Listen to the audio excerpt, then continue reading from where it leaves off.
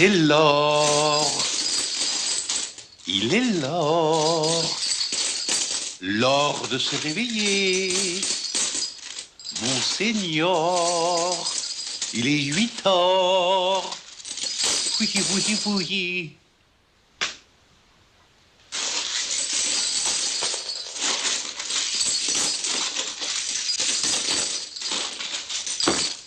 Il en manque une. Vous êtes sort? Tout à fait ça. Ah, ça alors. Regardez sous le lit. Hello, it's Madonna. I have to find a Hello, it's Madonna. I have to find a new retirement home. This one won't let me listen to Boom Jackie.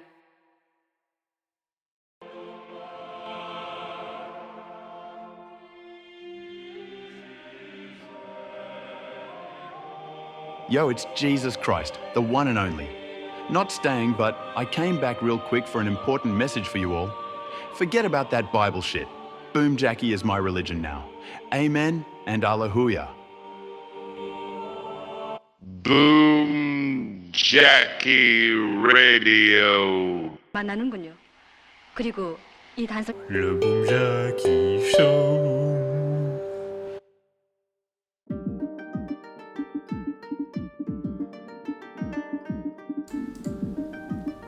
Bon les copains, pardonnez-moi pour ce petit faux pas, mais je me suis aperçu que mon vocal n'était pas connecté, et donc j'ai tout enregistré. Sauf que je n'enregistrais pas, et donc je dois tout recommencer. Alors je vais pas faire dans la dentelle, vous m'excuserez pour le manque de fioritures dans mon approche aujourd'hui. Et demain, il est fort possible que je passe de la musique pour me laisser un petit lundi soir tranquillou. Je vous ferai une petite intro, quelques petits morceaux de mon étagère, YouTube. Ouais. Ça fait la job, comme on dit au Québec. Allez, on est parti avec les news. En gros, on va parler du Congo, on va parler des déportations aux États-Unis, on va parler de la Serbie, on va parler Internet, Linux, on va parler antiracisme, on va parler des militants palestiniens aux États-Unis, et on va parler de Bruxelles. Merci de nous rejoindre dans le Boom Jackie Show. Boom Jackie Radio.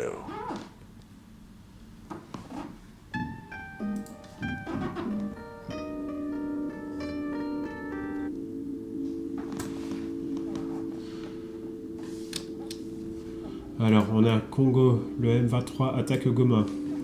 Les habitants de la ville assiégée de Goma dans l'est de la République démocratique du Congo disent être saisis par la peur alors que des coups de feu continuent de retentir autour de leur maison, quelques jours après que les forces rebelles aient affirmé avoir pris le contrôle de la ville. Plusieurs personnes, dont des soldats de la paix étrangers, des gardiens de la paix étrangers, seraient mortes et des centaines de blessés, alors que les combats se poursuivent pour un troisième jour entre les combattants de la coalition rebelle AFC M23 et les forces gouvernementales qui continuent de lutter pour reprendre la ville. Les hôpitaux soignent les blessés qui sont débordés. Les hôpitaux qui soignent les blessés sont débordés, ont déclaré les agences d'aide humanitaire qui ont également signalé des crimes graves commis contre les civils. James Lark, porte-parole du Bureau humanitaire des Nations Unies, a déclaré mardi qu'il y avait de nombreux cadavres dans les rues, ajoutant que les combattants auraient violé des civils. Camille, un habitant de Goma qui n'a pas souhaité donner son nom complet pour des raisons de sécurité, a déclaré à CNN avoir entendu les bruits de bombardements et de coups de feu après avoir trouvé des douilles de balles dans son jardin. Toujours au Congo, les ambassades US et France en feu. Les manifestants d'aujourd'hui accuseraient les États-Unis de soutenir les rebelles du M23 appliqués dans le siège d'hier. Les rebelles du M23 sont l'un des quelques 100 groupes armés en lice pour une position dans la région riche en minéraux dans le cadre du conflit, l'un des plus importants d'Afrique. Les rebelles ont temporairement pris Goma en 2012 avant de se retirer sous la pression internationale. Le M23 est revenu en 2021 avec un soutien croissant du Rwanda selon le gouvernement congolais et les experts des Nations Unies. Le Rwanda a nié un tel soutien. Des milliers de personnes ont fui la ville de Goma lundi alors que les combats faisaient rage entre les forces congolaises et les rebelles soutenus par le Rwanda voisin, qui prétendait avoir capturé le plus grand centre régional de l'Est du Congo. On va écouter très rapidement la ministre congolaise qui parle des Nations Unies.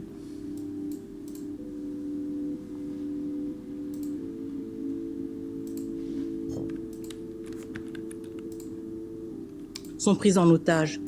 Plus de 3 millions de civils, ainsi que des humanitaires, sont pris en otage par les agresseurs, utilisés comme des boucliers dans une stratégie cynique de terreur et de chaos. Les signes ne trompent pas, le Rwanda se prépare à orchestrer un carnage à ciel ouvert, avec une brutalité qui rappelle les heures les plus sombres de notre histoire.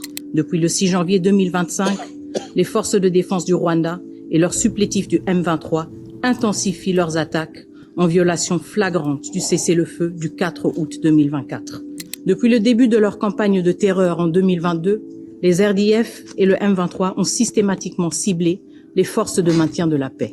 L'indécision et l'inaction ne peuvent plus être tolérées face à une crise qui menace de plonger notre pays et la région dans un chaos absolu. Et à ceux qui oseraient justifier l'injustifiable, nous disons ceci, il n'y a aucune place dans ces salles dédiées à la paix mondiale pour des discours qui cherchent à excuser le péché impardonnable de sacrifier des vies innocentes. La réponse à l'agression rwandaise et à ses manœuvres de diversion doit venir de ce Conseil, qui doit enfin assumer pleinement ses responsabilités et cesser de détourner le regard. Trop de temps a été perdu dans l'inaction, trop de vies ont été sacrifiées et trop de principes ont été bafoués. Le Rwanda persiste dans la terreur et le pillage et le mépris des Nations Unies et des résolutions de ce Conseil. L'impunité ne saurait perdurer sans porter un coup fatal à la crédibilité des Nations Unies. Le temps des hésitations est révolu, l'heure est à l'action. Je vous remercie. Les amis. Et voilà, donc toujours est-il que on est devant l'éternel schéma des voleurs qui tentent de récupérer les ressources minières. La malédiction du Congo, comme on dit. Si je me souviens bien, lors de l'indépendance, c'est la région où évidemment tous les colons étaient. Et c'est eux qui ont tenté de faire une indépendance dans leur indépendance pour garder leurs droits sur les mines. Qui a été sanglant dans mes souvenirs.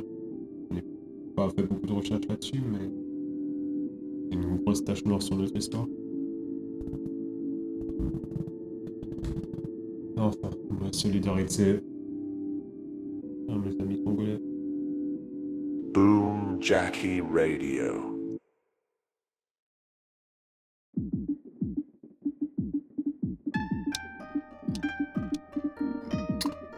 Aux USA, les déportations continuent.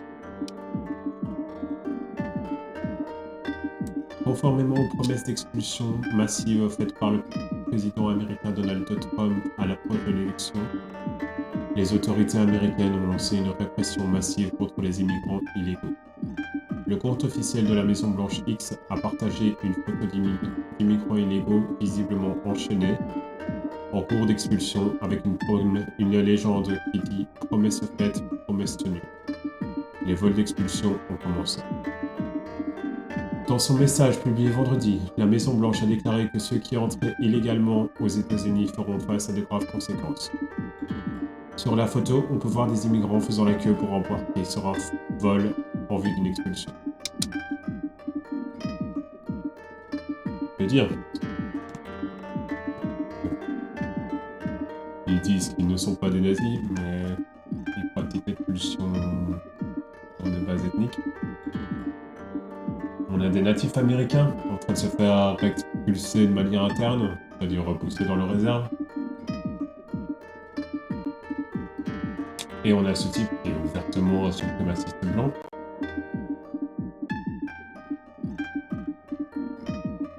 Qui prône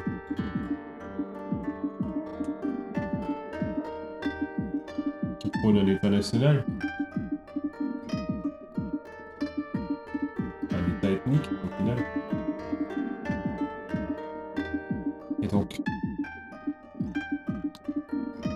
heureusement que c'est pas socialiste, sinon ça serait un nazi. Mais est-ce que ça serait pas socialiste un peu quand même, sur les bords? Je veux dire, des trucs comme l'armée, la justice. On est quand même face à la mise en commun d'un certain de besoins humains, donc.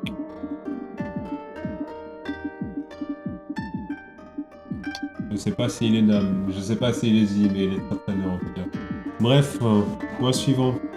Boom Jackie Radio. Faut pas qu'il est trop beau, Jackie. Si d'ailleurs je me marierai avec lui. Internet, Meta bloque les discussions Linux. Facebook a levé une interdiction temporaire empêchant les utilisateurs de poster des liens vers le site de comparaison des systèmes d'exploitation populaires DistroWatch, après avoir été jusqu'à verrouiller le compte de l'éditeur du site. Dans le dernier numéro de sa newsletter hebdomadaire, l'éditeur du site, Jesse Smith, a aspiré que les efforts pour signaler le problème lui avaient valu d'être bloqué. J'ai essayé de faire appel à l'interdiction, et on m'a dit le lendemain que le matériel lié à Linux restait sous le filtre de la cybersécurité. Mon compte Facebook a également été bloqué à cause de mes efforts. En attendant, il a été recommandé aux lecteurs réguliers de DistroWatch de suivre ses flux RSS. Notons que le client de messagerie Thunderbird prend en charge les RSS en plus des groupes de discussion, Usenet et du chat Matrix. Si vous recherchez des alternatives plus ouvertes aux réseaux sociaux de plus en plus fermés. DistroWatch a également un compte actif sur Mastodon pour les habitants du Fediverse. Le bureau RecFos a confirmé que le blocage était réel et actif jusqu'à l'heure du déjeuner aujourd'hui. La tentative de publication de quoi que ce soit contenant le test DistroWatch a conduit Facebook à refuser les commentaires. La discussion sur le blocage de Linux en vertu des règles de cybersécurité du site est une bizarrerie. Comme le note Smith, l'ironie de la situation est que les serveurs de Meta exécutent Linux. L'entreprise en est consciente comme nous l'avons déjà mentionné. C'est l'un des plus grands utilisateurs connus de CentOS Team. En première position sur la liste des membres du groupe d'intérêt spécial CentOS pour les utilisateurs à grande échelle, appelé Hyperscale SIG, se trouve Davide Cavalca de Meta, qui a parlé à la Scali et à DEF CON de Red Hat de la façon dont Meta utilise CentOS Team. Encore une fois, pour ce sujet sur le travail de bénévoles qui font Linux et les systèmes et l'open source en général, ça va. Mais pour ce qui est de respecter les droits des gens, c'est beaucoup plus compliqué. Merci Facebook. Je me suis fait virer de Facebook en 2022 d'ailleurs. J'en ai gardé une certaine... Je n'irai pas jusqu'à dire une nostalgie, mais une certaine rancœur vis-à-vis de cette société en général et de voir que les gens continuaient de s'en servir comme d'un moyen de communication principal. Imaginez-vous la compagnie de téléphone, vous enlevez le téléphone parce que vous avez parlé de choses qui ne leur plaisaient pas sur leur téléphone. Et ben c'est face à ce genre de dérive qu'on est face à pour le moment, sans parler de la démocratie qui ont eu lieu et qui ont toujours lieu par ces algorithmes, parce que ce sont des outils de manipulation de masse.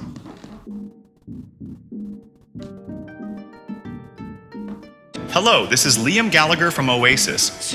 My music is a bit shit, but at least I can listen to the Boom Jackie Show every night at 11 p.m. Central European Time. Salut, c'est David Guetta. Depuis que j'écoute la Boom Jackie Radio, j'ai décidé de reprendre la musique. Je me suis un peu reposé sur mes lauriers avec mes mix à 2 balles. Merci Boom Jackie.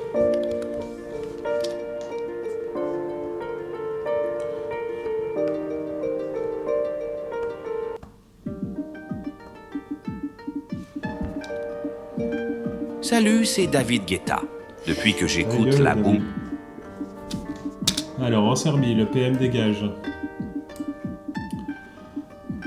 Le Premier ministre populiste serbe Miloš Vučević a démissionné mardi pour tenter d'apaiser les tensions administratives, les tensions politiques alimentées par des semaines de manifestations massives contre la corruption, qui ont commencé après l'effondrement meurtrier d'un surplomb en béton dans une gare ferroviaire, récemment rénovée.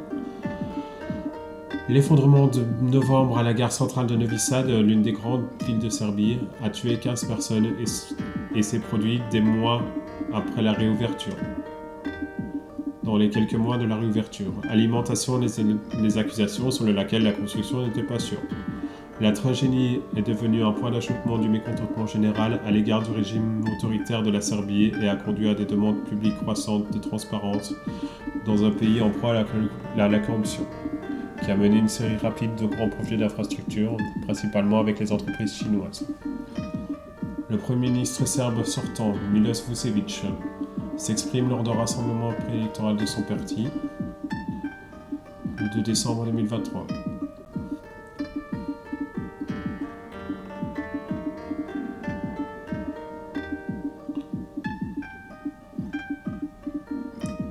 Vučević démissionne alors que les manifestations anti-corruption persistent suite à la chute mortelle d'une canopée en béton dans la ville de Novi Sad, tuant 15 personnes.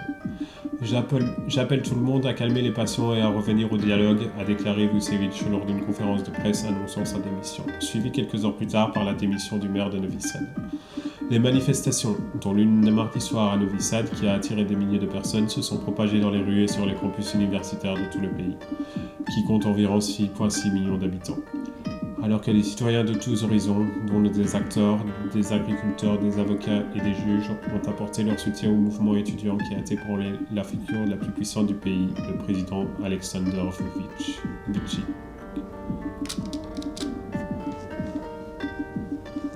Le Boom Jackie Show.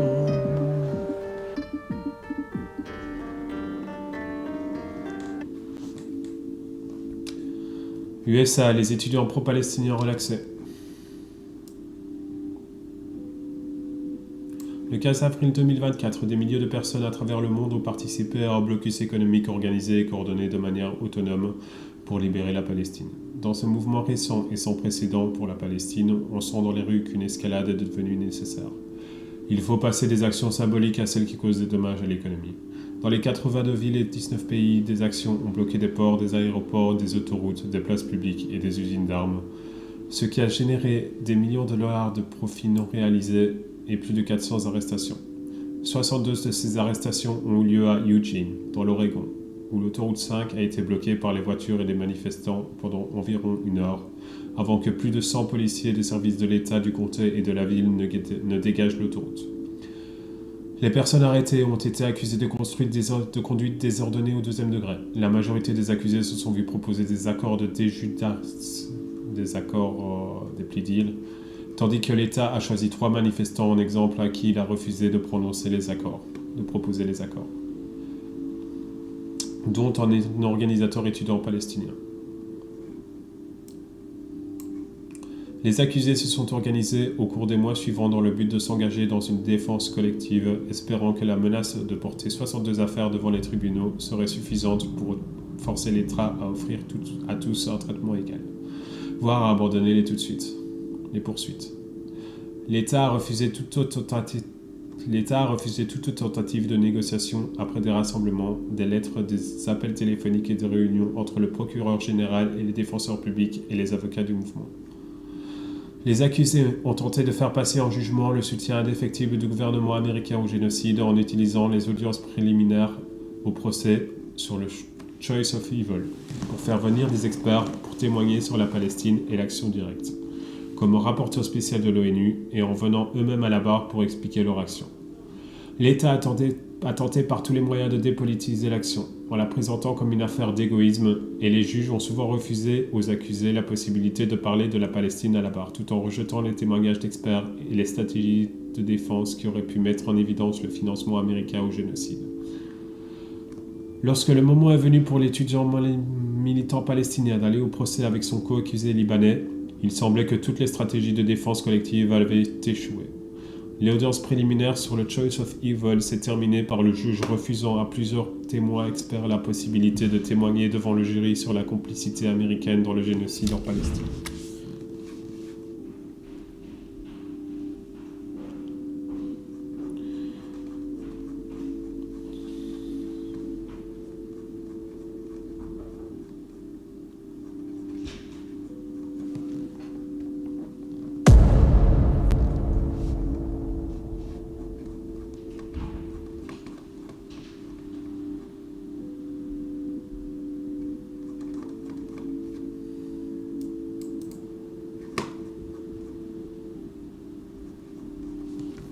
Boom Jackie Radio.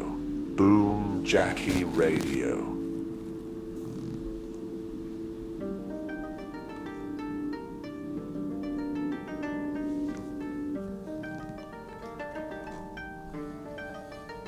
Pourtant, à la fin du procès, le jury a rendu un verdict de non-culpabilité acquittant les deux accusés. S'agissait-il d'une annulation du jury? Était-ce simplement que la répression politique claire de la solidarité avec la Palestine par l'État était plus évidente que la preuve d'un quelconque crime? Était-ce que le témoignage puissant des accusés sur leurs relations personnelles avec la terre, le peuple et la résistance palestinienne et au Liban? Tout ce que nous savons, c'est que l'État a échoué à tous les égards, en particulier dans sa tentative de réprimer les actions de solidarité avec la Palestine, la solidarité collective et l'activisme palestinien qu'il a ciblé. Et nous savons qu'ensemble, nous sommes plus forts et que les meilleurs efforts de l'État pour nous réprimer. Nos cœurs débordent d'amour et de rage pour ceux qui, derrière les portes closes de la salle de délibération du jury, sont restés inébranlables dans leur détermination à ne pas participer à la répression de la solidarité avec la Palestine par l'État. Hey, it's Quentin Tarantino. Boom Jackie have the best fucking music, man, I swear on my wife's sexy feet.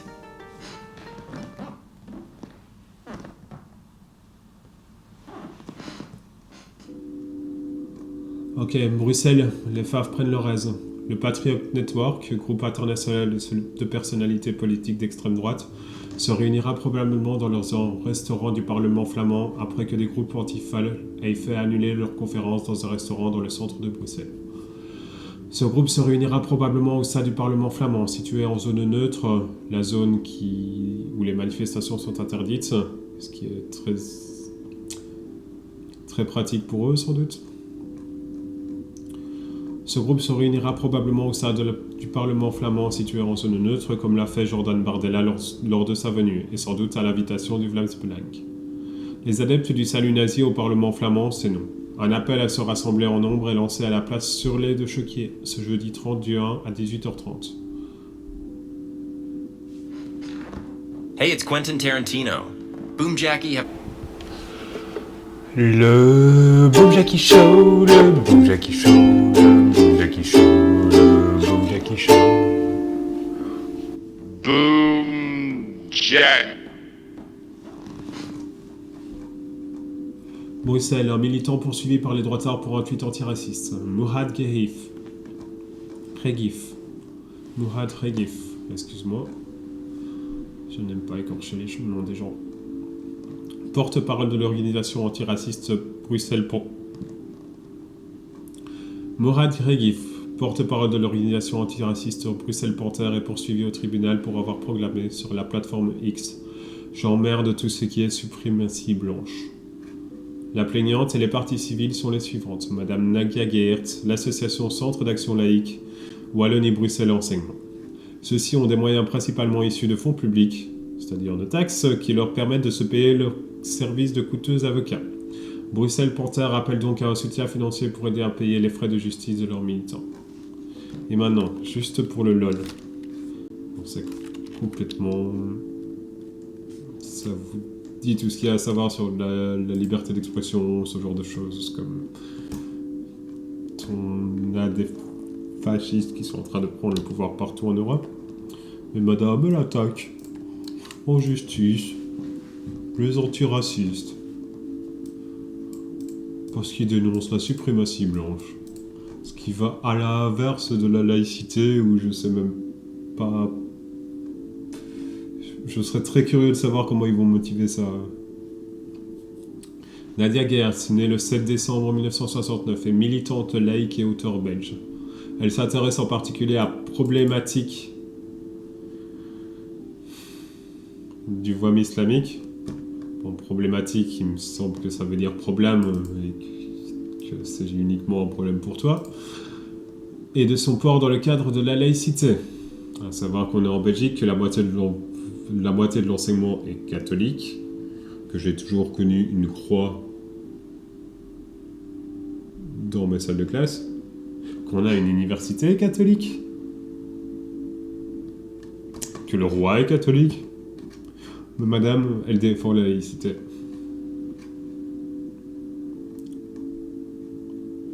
Alors, licenciée agrégée en philosophie à l'ULB,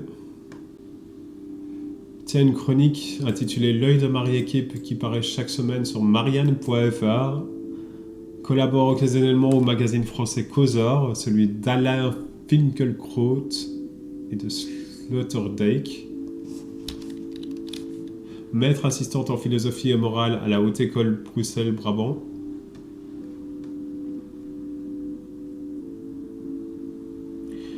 En 2021, après avoir exprimé son émotion pour l'assassinat de Samuel Paty et réitéré ses positions en faveur de la neutralité dans l'enseignement obligatoire, elle fait l'objet d'une campagne de dénigrement sur les réseaux sociaux.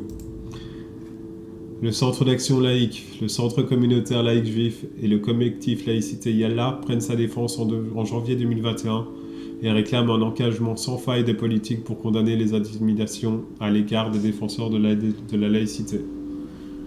Déclarant craindre pour sa vie, elle porte plainte et décide de quitter l'enseignement. En 2021, elle intègre l'émission des visiteurs du soir sur la chaîne télévision belge LN24, dont je n'ai jamais entendu parler.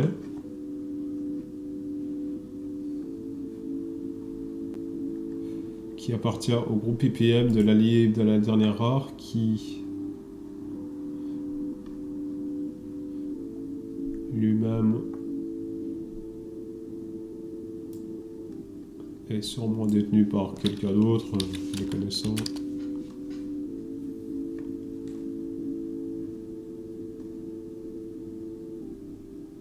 Détenu à 100% par la famille Le Hodet.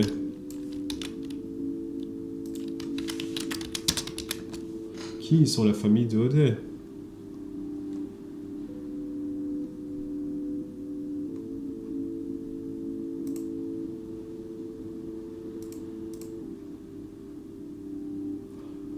Une figure marquante du paysage médiatique belge, principalement par le biais de la société IPM.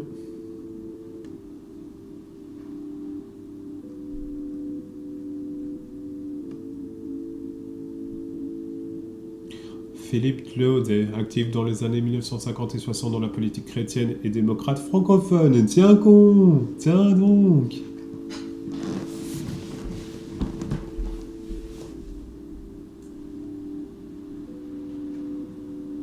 Maria et Elisabeth Copé, ils ont fusionné deux grandes dynasties industrielles belges.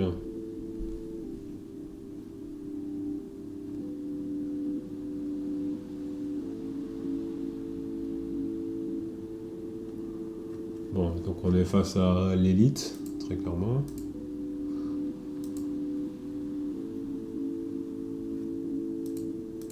Revenons à Nadia. Elle fut membre de la section du parti écolo à Evere. En 2021, Emer la recrute en tant que conseillère au Centre Jean Gaulle pour les questions relatives à la neutralité de l'État et aux libertés individuelles. Selon Le Soir, le parti marque ainsi son positionnement strict sur la neutralité.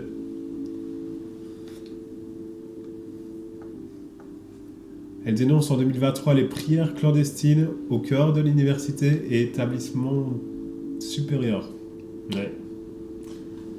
Il y a quelque chose qui me frite quand même, parce que il me semble pas que ça soit interdit de prier, en fait. Ni à l'université, ni autre part. On a un truc qui s'appelle la liberté de religion, qui me semble constitutionnel. Et cette personne-là est recrutée par le MR pour les questions relatives aux libertés individuelles.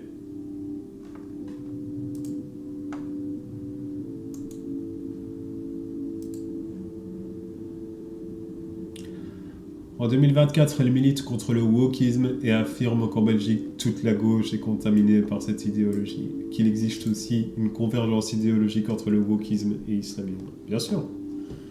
En tant qu'islamo-gauchiste, je suis gloire au prophète et à Papa Staline. Je veux dire... tout le monde sait que Mao était un sage soufi ou je sais pas quoi, mais qu'est-ce qu'ils sont cons, sérieux. Si l'État tape sur les musulmans, la gauche va soi-disant défendre les musulmans. C'est pas une mécanique très compliquée à comprendre. Hein. Le wokisme. Il y a une page Wikipédia du wokisme.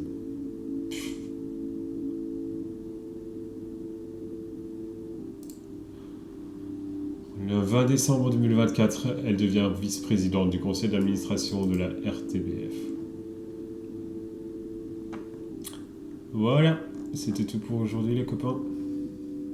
Je vais en terminer là. Demain, je vais vous mettre un petit peu de musique tranquillou. Faire un petit show à l'ancienne, je veux dire. Il n'y aura pas de news, ça va me demander un petit peu trop de temps. Je vous fais des bisous, je vous souhaite une bonne nuit. N'hésitez pas à venir sur le Matrix nous parler.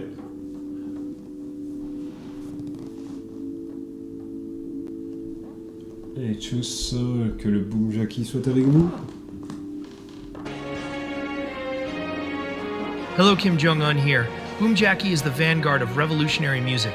He can come to Pyongyang anytime. Hello, this is Liam Gallagher from Oasis. My music is a bit shit, but at least I can listen. Salut, c'est David Guetta. Depuis que j'écoute la Boom Jackie Radio, j'ai décidé de reprendre la musique. Je me suis un peu reposé sur mes lauriers avec mes mix à 2 balles. Merci Boom Jackie.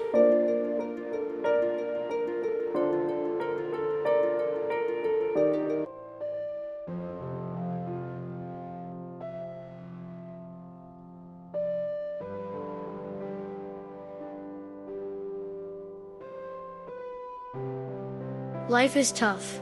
Bad things happen, and as a young kid, I will be the one to inherit the planet. I always dreamed of becoming like Boom Jackie. I will study hard and know all my Boom Jackisms so I can achieve my dreams. So support me by listening to the Boom Jackie Show, every night at 11 p.m. set.